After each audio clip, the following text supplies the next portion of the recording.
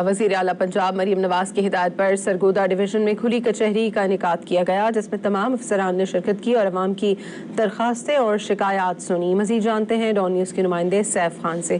جی safe.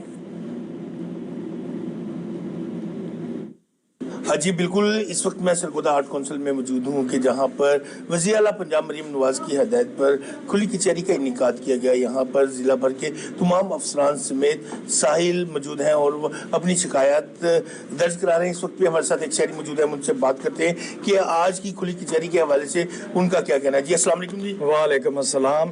جی آج میں کھلی کچہری میں آیا ایک آس اور ایک امید لے کر، کیونکہ میرے بیٹے کے ساتھ ڈکیتی ہوئی تھی 2023 میں، تو مقدمہ درج ہو گیا اور پھر اس کے بعد میں در بدر پھرتا رہا کہ کوئی داد رسی ہو، میری کوئی جو ریکوری ہو، لیکن آج تک اس کی کوئی ریکوری نہیں ہوئی۔ اور مریم نواز صاحبہ، آپ سے بڑا پر امید ہوں کہ جو ہمارا نقصان ہوا ہے اس کا ازالہ کیا جائے۔ جی دیکھا کہ ان ساحل کی بات سنی، ان کا کہنا تھا کہ 2023 میں ہمارے ساتھ ایک ڈکیتی کا واقعہ پیش آیا تھا، لیکن پولیس نے مقدمہ تو درج کر لیا، لیکن تاحال آج تک میرا مال ریکور نہیں کرا سکے۔ تو انہوں نے وزیر اعلیٰ پنجاب مریم نواز صاحبہ سے یہی مطالبہ کیا کہ میرا مال برآمد۔